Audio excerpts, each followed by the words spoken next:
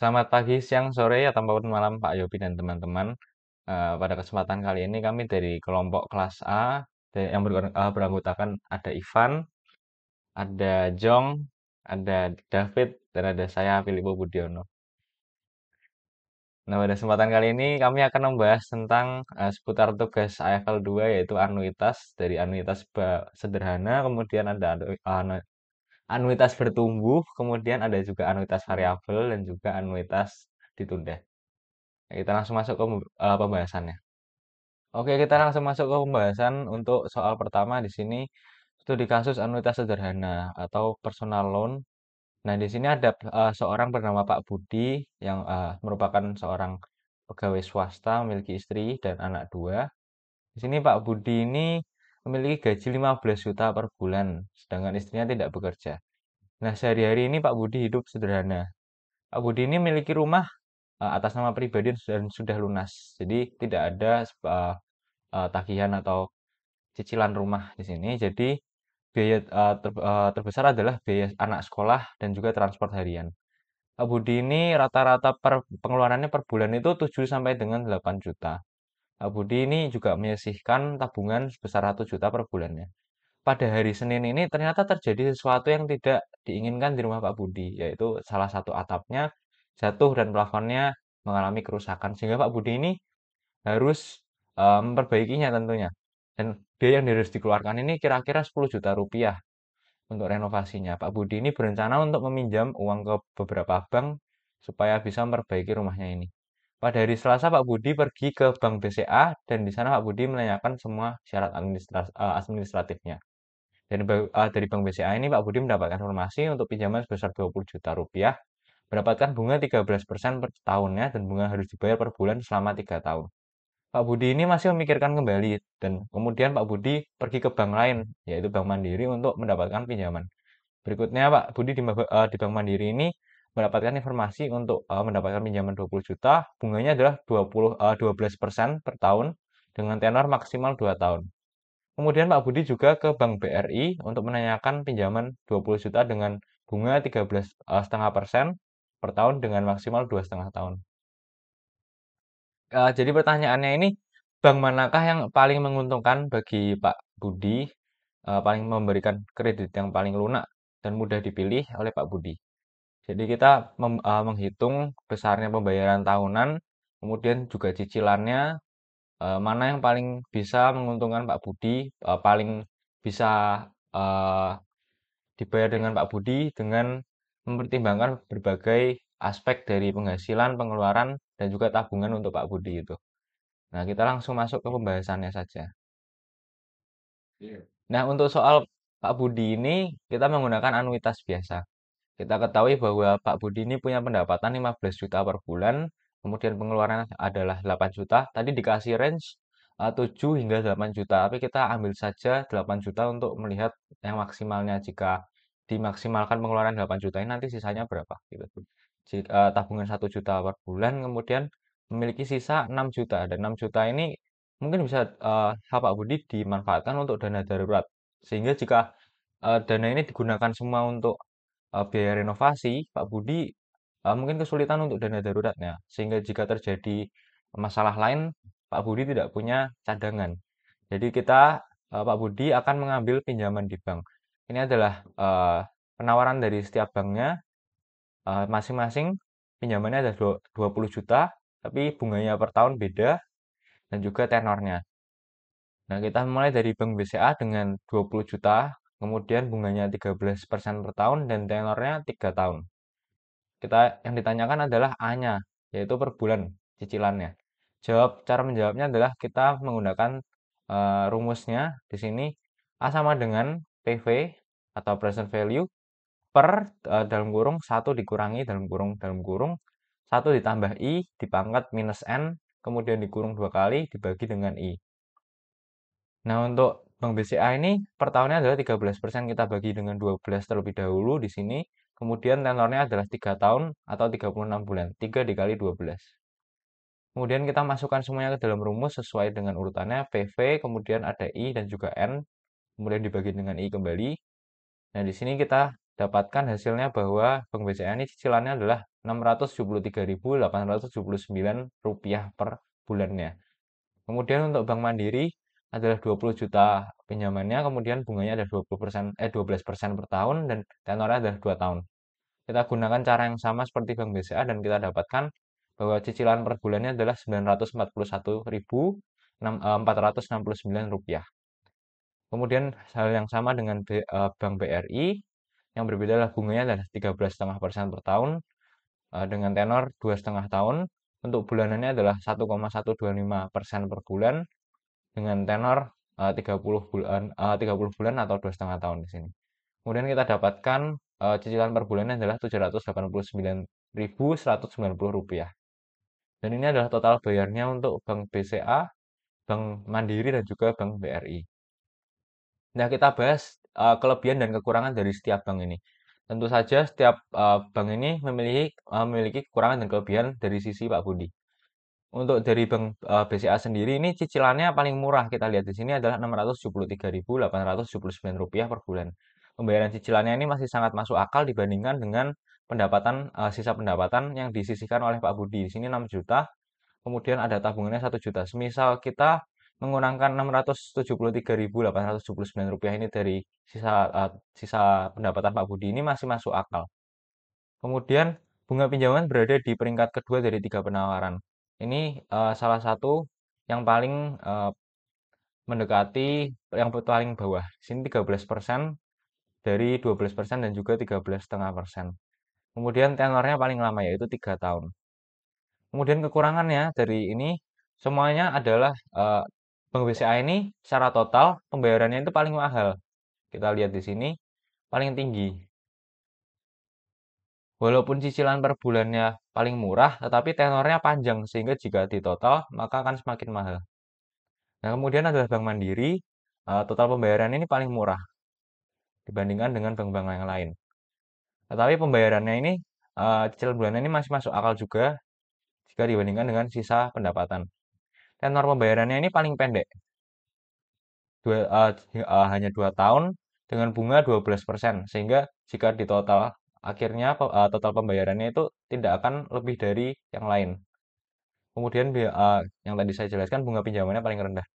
Kemudian ada Bank BRI, di sini jumlah total bayarnya berada di peringkat kedua di penawaran.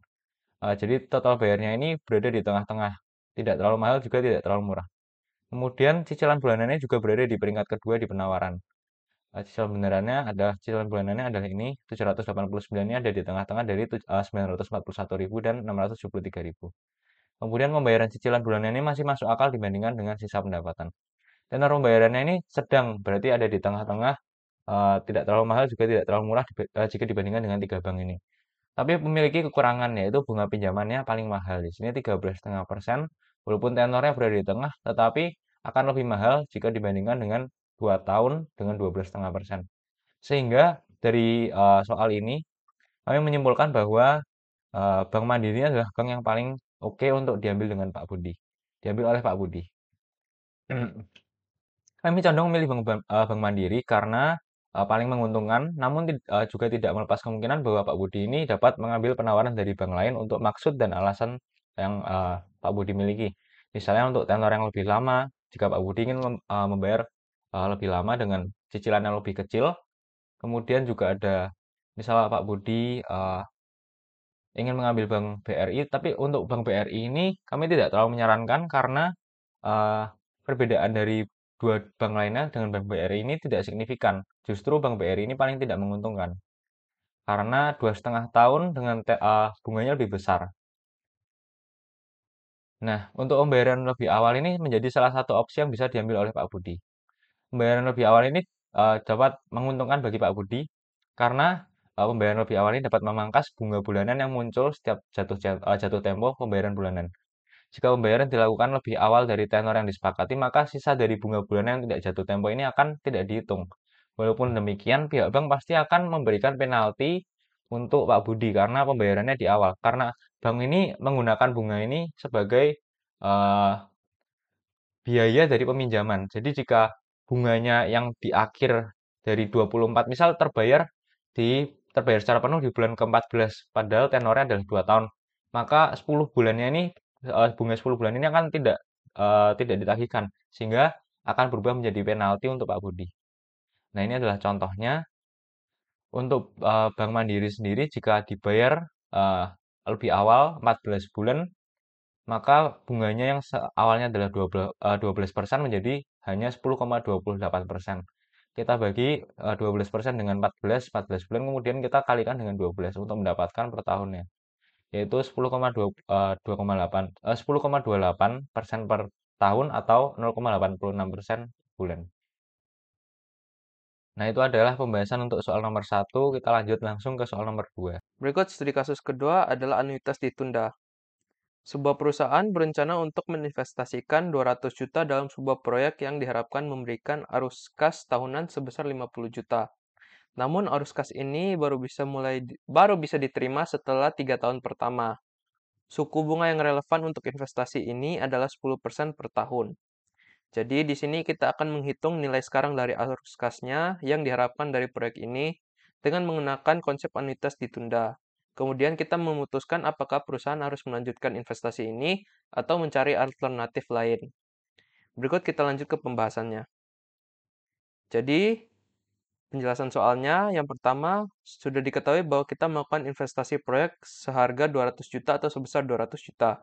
Kita diharapkan untuk mendapatkan arus kas tahunan sebesar 50 juta setelah 3 tahun proyek berjalan.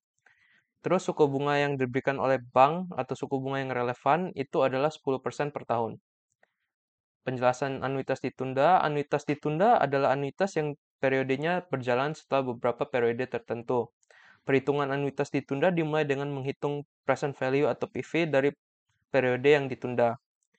Kemudian mendiskontokan nilai PV atau present value tersebut untuk memperoleh PV pada T sama dengan 0. Berikut diketahui investasi 200 juta, arus kasnya 50 juta, penundaannya 3 tahun, dan suku bunganya 10 tahun.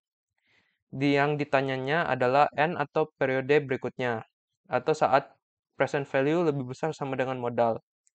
Perhitungan matematisnya kita menggunakan rumus PV sama dengan 1 dikurangi 1 ditambah I dipangkatkan dengan N per I dikalikan dengan anuitasnya ditambah I 1 ditambah I dipangkatkan dengan penundaan dikurangi 1. Berikut untuk skenario jika N-nya adalah 4 tahun. Jika N-nya sama dengan 4 tahun, kita akan memperoleh 130 juta 975.175.000. Tahun kelima kita akan memperoleh 156 juta. Tahun keenam kita akan memperoleh 179 juta dan tahun ketujuh kita akan memperoleh 200 juta. Jadi jika N-nya atau penundaannya sama dengan 3 tahun, maka pada tahun ketujuh lah baru kita bisa memperoleh keuntungan. Alternatif yang dari kelompok kami adalah yang pertama, mengurangi penundaan menjadi 2 tahun atau menguranginya menjadi 1 tahun. Karena jika kita mengurangi penundaannya, maka keuntungan yang kita bisa terima itu akan lebih cepat, tapi dengan resiko arus kas yang kita miliki itu akan kurang stabil. Atau alternatif lainnya adalah menurunkan suku bunganya atau mengharapkan penurunan suku bunga menjadi 5%. Jadi jika kita mengurangi suku bunganya, maka hasil yang akan kita dapatkan adalah 160 juta pada tahun keempat. Pada tahun kelima kita akan mendapatkan 196 juta, tahun keenam 230, dan tahun ketujuh kita akan mendapatkan 262 juta. Jadi kesimpulannya, perusahaan akan mengalami keuntungan ketika investasi atau akumulasi arus kas lebih dari investasi awal. Yang kedua, perusahaan akan mengalami keuntungan pada tahun ketujuh jika suku bunganya tetap dan penundaan dilakukan selama 3 tahun. Yang ketiga, perusahaan dapat mempercepat balik modal apabila penundaan dipercepat menjadi 2 tahun atau 1 tahun saja, tetapi dengan resiko yang semakin besar. Jadi perusahaan bisa mencari proyek lain yang lebih menguntungkan jika arus kasnya lebih besar, karena jika kita pikirkan lagi, 7 tahun ini merupakan waktu yang sangat lama. Jadi, perusahaan bisa mencari sebuah proyek yang lebih cepat untuk membalikan modal yang dimiliki perusahaan. Oke, yang ketiga, studi kasus anuitas bertumbuh. Skenario-nya, seorang investor memiliki opsi untuk membeli saham yang akan memberikan dividen awal sebesar 10 juta per tahun, dengan pertumbuhan dividen sebesar 5% per tahun selama 8 tahun ke depan. Suku bunga diskonto saat ini adalah 8% per tahun. Oke, tugasnya tentukan nilai sekarang dari aliran dividen ini dan evaluasi apakah investasi ini menguntungkan dengan mempertimbangkan pertumbuhan tahunan yang diharapkan. Apakah investasi pada saham ini memberikan keuntungan yang cukup dibandingkan opsi investasi lain dengan risiko yang lebih rendah?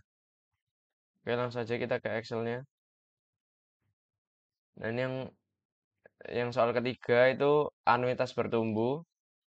Kita dapat mengetahui dividen atau anuitasnya itu 10 juta per tahun dan tingkat bunganya itu 8% per tahun. Lalu tingkat pertumbuhannya itu 5% per tahun dan periode tahunannya itu 8 tahun. Yang ditanyain itu PV-nya, present value. Nah, rumus PV itu buka kurung, 1 dikurangi, buka kurung, 1 ditambah tingkat pertumbuhan, tutup kurung, dibagi, buka kurung, 1 ditambah tingkat bunga, tutup kurung, dipangkat periodenya, tutup kurung, dibagi tingkat bunga, dikurangi tingkat pertumbuhan, tutup kurung, dikali sama anuitasnya tadi, 10 juta. Nah, yang pertama ini skenario yang pertama, nilai pertumbuhannya itu 5% per tahun dengan suku bunga 8% per tahun dan lama waktunya 8 tahun. Jadi nilainya PV-nya itu 67.258.931,83.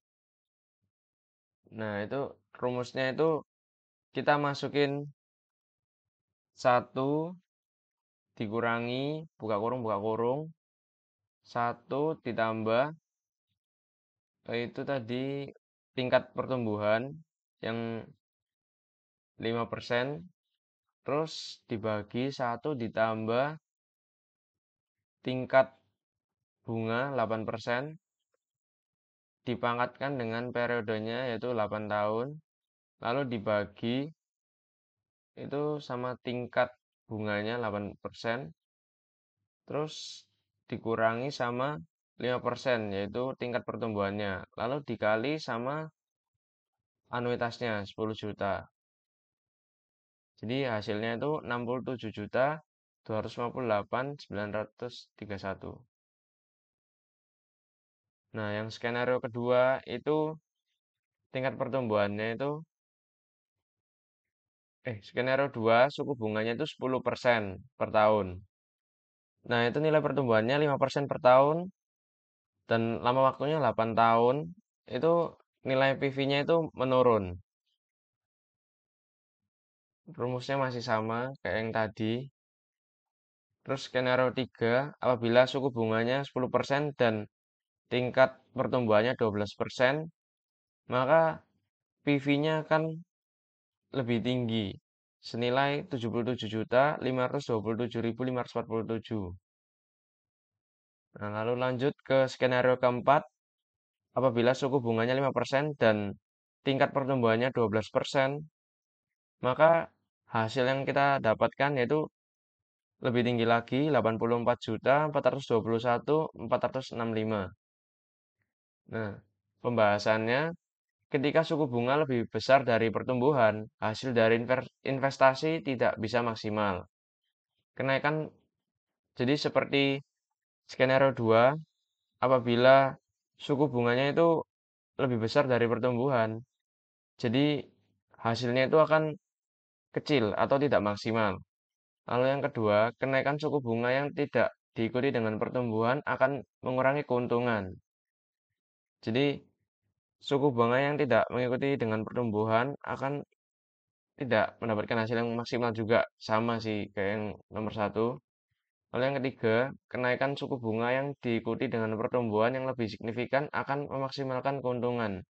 Jadi seperti skenario 3 yang suku bunga sama tingkat pertumbuhannya itu eh, lebih lebih tinggi, maka hasilnya juga akan lebih menguntungkan. Lalu yang keempat, keuntungan maksimal terjadi ketika pertumbuhan lebih besar dari suku bunga. Nah, seperti skenario 4, tingkat pertumbuhannya kan 12%. Nah, tingkat bunganya itu 5% aja. Jadi lebih ini membuktikan kalau tingkat pertumbuhannya itu lebih besar dari suku bunga, maka hasilnya jauh lebih tinggi. Seperti ini, 84 juta. Tuh, tuh, tuh. Oke, menurut kami skenario satu yang dari soalnya ini kan ini tidak menguntungkan. Mengapa tidak menguntungkan? Karena ini kita kan berinvestasi 10 juta. Nah, selama periodenya itu selama 8 tahun. Nah, seharusnya apabila kita bisa berinvestasi dengan baik, maka hasilnya itu bisa setahun itu bisa 10 juta. Atau enggak, total yang harusnya kita dapatkan yaitu 80 juta. Nah, tetapi pada skenario satu ini malah berkurang atau tidak maksimal. Jadi cuman 67 juta aja. Padahal harusnya bisa 80 juta. Nah, kalau di skenario keempat ini, apabila tingkat pertumbuhannya itu lebih besar dari suku bunga, hasilnya itu malah bisa melebihi keuntungan yang sangat maksimal, yaitu 84 juta dalam 8 tahun. Nah, kesimpulannya, melalui berbagai skenario yang dilakukan, dapat dilihat bahwa ketika suku bunga mengalami kenaikan, terjadi penurunan pada hasil akhir investasi. Seperti yang sudah dibahas sebelumnya, suku bunga akan memangkas nilai investasi. Dalam kasus ini, pertumbuhannya tidak lebih besar dari suku bunganya, sehingga investor justru mengalami kerugian. Sehingga ketika terjadi kenaikan suku bunga, investor akan jarang melirik aset yang bertumbuhnya tidak lebih dari suku bunga. Investor akan cenderung memilih aset yang pertumbuhannya dapat lebih dari suku bunga. Salah satunya adalah emas. Lalu alternatif investasi lainnya, emas adalah salah satu aset yang mengalami kenaikan permintaan ketika suku bunga meningkat. Mengapa demikian? Karena pertumbuhan emas jauh lebih tinggi dari suku bunga. Hal ini dapat dilihat dari harga emas yang harganya meningkat dari 8 tahun terakhir. Pada 2016, emas ada di harga kisaran 620.000 per gram. Nah, pada Oktober 2024, emas mengalami puncak harga pada kisaran 1.560.000 per gram. Dapat kita lihat bahwa pertumbuhan dalam 8 tahun terakhir adalah lebih dari 150%. Hal ini berbeda signifikan dengan investasi di atas yang justru mengalami penurunan dari nilai kas yang disetorkan. Oke, sekarang kita di nomor 4, nomor akhir, yaitu studi kasus anuitas variabel. Nah, skenarionya, seorang pengusaha punya utang 100 juta dengan suku bunga 10% dan harus dia lunasi dalam waktu 5 tahun. Nah, ia pilih skema anuitas variabel, di mana pembayaran pokoknya itu sama setiap tahunnya, tapi biaya bunga itu juga bakal turun dengan pelunasan pokoknya juga. Nah, ini kita akan membuat schedule pelunasannya dengan mempertimbangkan bunganya semakin berkurang tiap tahunnya. Setelahnya, habis kita bikin schedule anuitas variabel, kita bikin skema anuitas biasanya. Dan habis itu kita bandingin mana yang lebih bagus. Kita mulai pembahasannya. Nah, awalnya kan kita diketahui utangnya 100 juta tadi kan. Habis itu rate bunganya 10% per tahun dan periode waktunya itu 5 tahun. Nah, pertama-tama kan variabel itu pembayaran pokoknya sama tiap tahunnya. Habis itu ini ada 5 tahun kan. Jadinya bagi 5, jadi pembayaran pokok per tahunnya itu 20 juta. Nah, ini sudah ada tabelnya. Kita mulai dari tahun pertama. Pembayaran pokok per tahunnya pasti 20 juta. Soalnya itu ciri khas anuitas variabel. Habis itu bunga 10% dari saldo utang. Awalnya kan 100 juta ya. Jadi ya tinggal 10% kali 100%, kali 100 juta. Jadi dapat 10 juta untuk bunganya, pembayaran bunga. Habis itu total pembayarannya 30 juta, dapat dari 20 ditambah 10 juta. Nah, saldo utang baru, bunga ini di luar biaya pokok. Pokoknya itu cuma 100 juta, sama kita bayar per tahunnya 20 juta pokoknya. Jadinya 100 juta dikurangin sama pembayaran pokok per tahunnya 20 juta. Jadi bunga ini biaya tambahan karena kita berutang. Makanya kita bayar tambahan 10 juta. Jadi itu nggak masuk pokok ya bunganya. Jadi 100 juta dikurangi 20 juta dapat 80 juta. Ini ya sesuai ya. Pokoknya 20 juta, bunganya 10 juta dari 100 juta, bunganya 10%. Total bayar ini tambah bunga 30 juta. Saldo utang ini buat tahun selanjutnya. Sisa 80 juta buat 4 tahun lagi. Habis itu untuk tahun keduanya beban pokok 20 juta, bunga 10%. Kan tadi kan nih saldo utangnya 80 juta. Jadi dikali 10% dapatnya 8 juta. Habis itu total bayarnya tambahin aja 28 juta. Maka utang barunya pun jadi dikurangin sama 20 juta. Jadinya 60 juta. Tahun ketiga sama juga beban pokok tetap sama pasti 20 juta. Habis itu 60 juta kali 10% jadi 6 juta. Total bayar 26 juta dan saldo utangnya jadi 40 juta. Soalnya bukan lagi 20 juta. Nah, di tahun keempat beban pokoknya tetap sama 20 juta. Bunganya 10% dikali sama 40 juta yang ada di sini jadi 4 juta. Tambahin jadi 24 juta total bayarnya dan saldo utangnya berkurang lagi dari 40 juta menjadi 20 juta. Nah, di tahun kelima, di tahun akhirnya, sama juga pembayaran pokoknya 20 juta, bunganya, nah ini udah rendah banget, coba bandingin. Bunganya 10 juta yang tahun pertama, tapi di tahun kelima udah cuma jadi 2 juta aja, bunganya udah rendah banget. Total bayar 22 juta dan saldo utangnya jadi 0, soalnya 20 juta dikurangin sama 20 juta. Nah, ini sudah ya lengkap ya. Maka dari total pembayarannya kita bayar 130 juta dari 100 juta. Jadi bunganya itu 30 juta. Oke, jadi pada skema ini tuh pembayaran pokoknya kan tetap sama tiap tahun. Sementara bunganya ini terus menurun seiring kita bayarnya berapa. Hitungannya itu total bunga yang dibayarkan lebih sedikit karena pokok utangnya itu berkurang. Sama dia lebih cepat sehingga bunga yang harus dibayar itu semakin tahunnya semakin kecil setiap tahunnya. Kerugiannya pembayaran tahunan itu lebih tinggi di awal periode. Awal periode dia bayarnya mahal. Tapi ya sebagai gantinya dia lebih murah. Soalnya dia bayar lebih cepat, lebih kecil juga semakin lama bunganya. Habis itu ini untuk anuitas biasa, ini tabelnya juga ya sudah ya. Nah, awalnya kita bikin dulu, kita hitung yang namanya total pembayaran tetap tahunan. Ini ada rumusnya, A sama dengan P dikali R dalam kurung 1 ditambah R pangkat N per 1 ditambah R pangkat N min 1. Kita dapat nanti kalau memasukkan rumusnya ini dapatnya A sama dengan 26 juta 326.379. Nah, kita mulai dari tahun pertama, saldo utang awalnya kan 100 juta, sama. Bunganya 10% dari 100 juta dikalikan dapatnya segitu. Ah ya, sama ini ya, coba lihat nih. Total pembayaran dalam anuitas biasa ini selalu sama. Kalau kita bandingin sama yang anuitas variabel, total bayarnya kan beda ini. Ini sama semua dia pasti. Sedangkan di sini tuh yang sama di anuitas variabel itu pembayaran pokoknya. Bunganya semakin menurun. Yang ini juga bunganya semakin turun sih. Tapi ya ini pembayarannya beda-beda. Pembayaran per tahunnya. Tapi total bayarnya yang kita bayar per tahun itu sama tiap tahunnya. Oke, kita balik. Jadi saldo utang awal 100 juta, bunga 10% jadi 10 juta. Habis itu pokok. Pokoknya ini lihat aja nih. Dari L8. Wow, agak situ ya. Habis jadi ke L.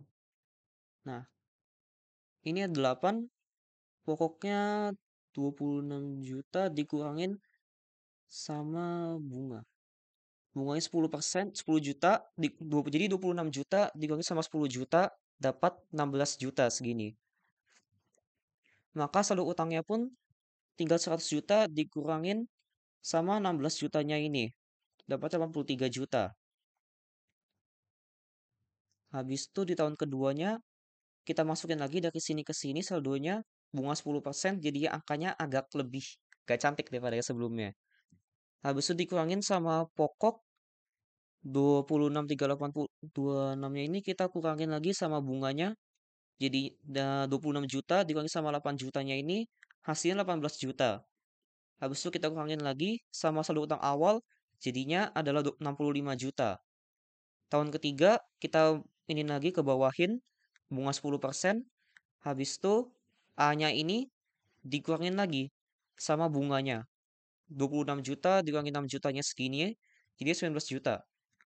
Habis itu 65 juta dikurangi sama 19 juta jadi 45 juta. Habis itu kita pindah 45 jutanya ke tahun keempat, bunga 10% kali lagi. Habis itu pokoknya tinggal A lagi dikurangin sama bunganya ini. Jadi dia 21 juta. Habis itu tinggal saldo utang awal dikurangin sama 21 jutanya. Dapat 23 juta. Dan di tahun kelima, tahun akhirnya ini, saldo utang awal kan tinggal pindahin ke sini. Kali bunga 10% dapat segini. Lalu tuh pokok A-nya ini 26 juta dikurangin lagi sama bunga jadinya segini. Jadinya sama persis ini angkanya. Tinggal dikurangin hasilnya adalah 0, artinya lunas. Dan ini tabelnya. Nah, pada skema anuitas biasa, jumlah pembayaran atau pokok ditambah sama bunga itu tetap sama setiap tahun selama periode pelunasan. Jadi tiap tahun kita bayar itu selalu sama. Selalu 26 juta, 26 juta, 26 juta, 26 juta. Dia nggak ada kayak anuitas variabel yang 30 juta, 28 juta, dia beda-beda. Kalau di biasa, dia pembayaran tiap tahun itu sama persis. Nggak ada bedanya. Jadi keunggulan ini dia kestabilan arus kas sama total pembayaran tiap tahunnya selalu sama. Jadi itu memudahkan perencanaan pelunasannya. Dia pokoknya tiap tahun bayar segini, segini, 20 juta, 26 juta, 26 juta, selalu sama persis tiap tahunnya. Tapi kalau di variabel, dia lebih murah nih. Total pembayarannya 130 juta, sedangkan di biasa 131 juta 898. Jadi lebih mahal sekitar 1.900.000. Dengan alasannya adalah ininya dia bayar tetap sama. Sedangkan di sini itu dia bunganya terus berkurang seiring dia bayarnya. Jadinya bunganya makin berkurang, dia bayar juga berkurang. Jadi dia kurangnya 1 juta lebih hemat kalau dia pakai anuitas variabel. Oke, jadinya kalau untuk kita kan sebagai yang bayar utang ya 100 juta. Kita lebih bagus kalau kita gunakan anuitas variabel soalnya lebih murah 130 juta. Sedangkan kalau kita sebagai pihak yang memberikan utang, kita yang kasih 100 juta kepada pembeli, kita lebih prefer yang namanya anuitas biasa. Soalnya dia lebih mahal sedikit 1.900.000-an. Tapi tetap aja 1.900.000 itu udah lumayan uangnya.